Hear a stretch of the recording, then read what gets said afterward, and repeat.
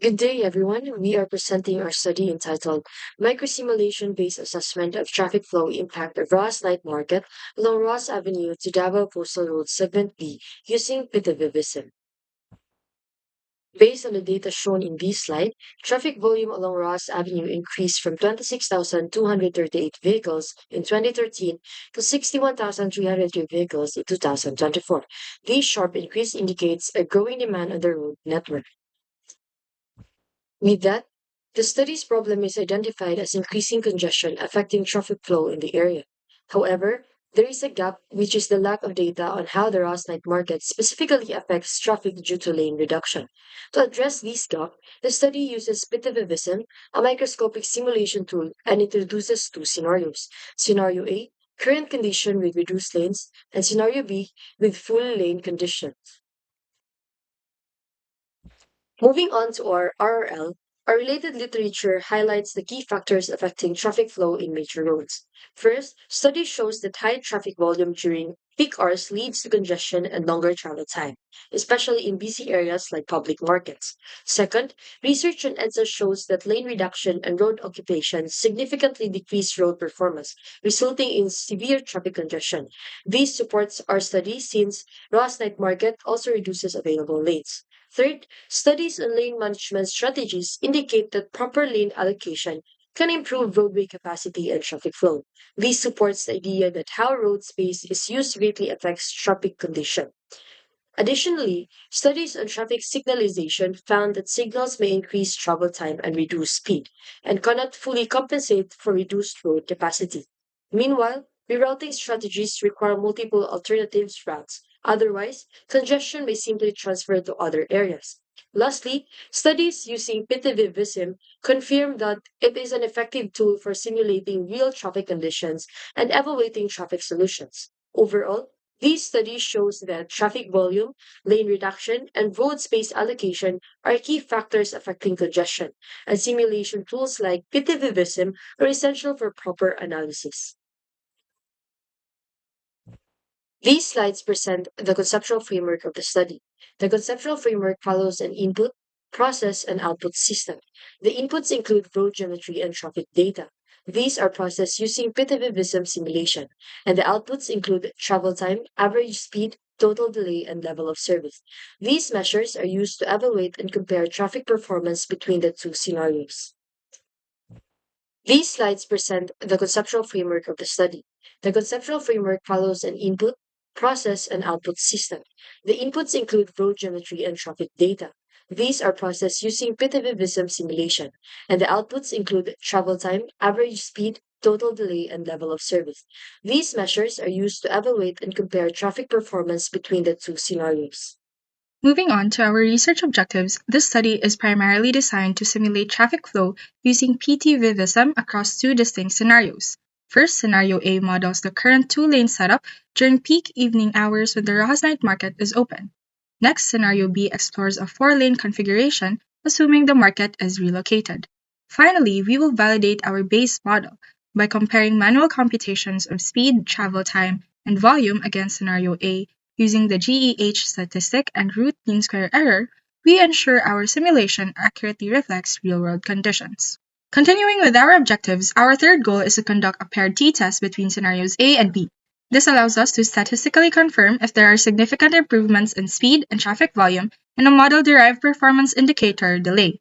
Fourth, we will evaluate the stability of our PTV-Vissim model by performing a sensitivity analysis by adjusting traffic volumes and measuring the impact on delay and speed. We ensure the model remains robust under varying conditions. Finally, we will post-process our data to determine the level of service, or LOS, using simulated delay and travel time outputs. Now let's take a look at our technical workflow. We begin with the data collection phase, gathering critical road geometry and traffic data, such as volume, vehicle classification, and speed, to develop our base simulation model. Next is the model calibration and validation phase. We utilize the GEH statistic and RMSE to test the accuracy of our simulation. If the model doesn't pass these tests, we recalibrate until all tests are passed, then we proceed to sensitivity analysis.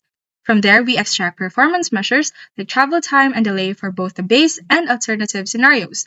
This allows us to model the four-lane configuration and gather the necessary outputs for comparison.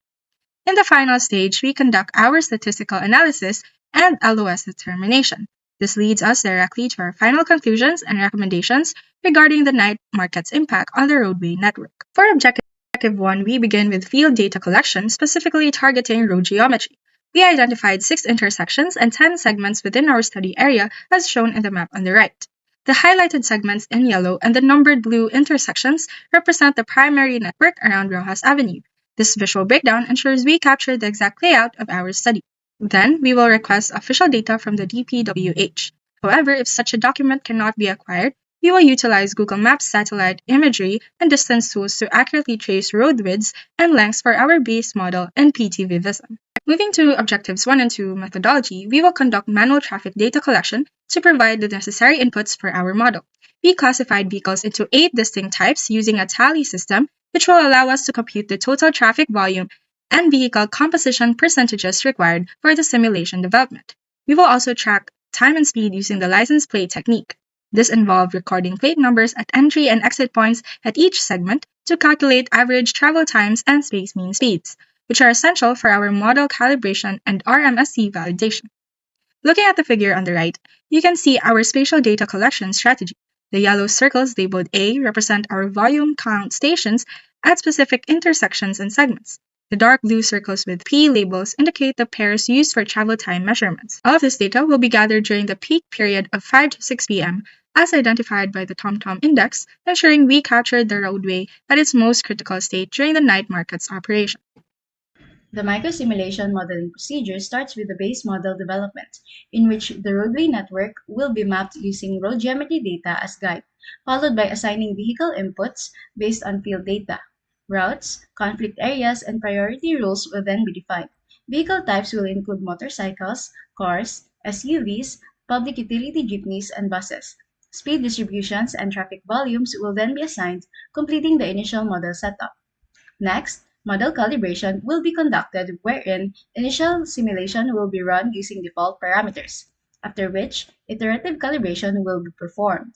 The first step will focus on adjusting desired speed distributions until simulated travel times are realistic. Next, the Wiedemann 74 parameters and gap acceptance parameters will be calibrated as these directly control vehicle interactions.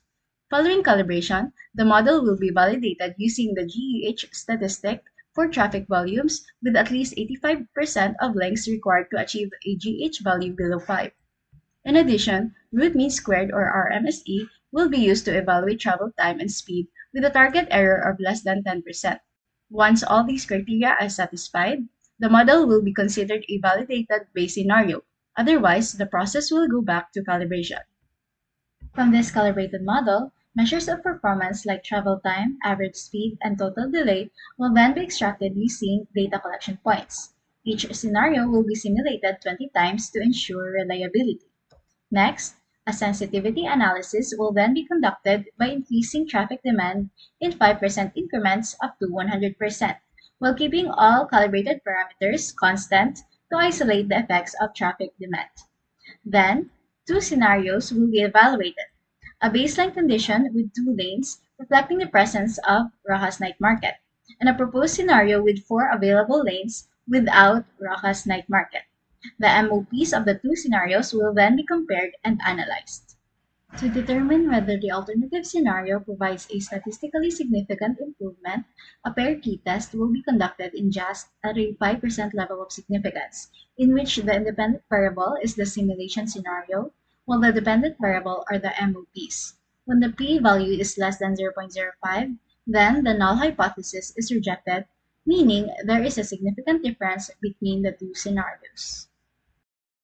Finally, the level of service will be assessed in accordance with HCM procedures. Segment LOS will be based on average travel speed, which can be calculated using the simulated length, travel time, and total delay, while intersection LOS will be based on the simulated control delay. Results will be presented using a color-coded scale for clarity. That concludes our presentation. We are now ready for your questions.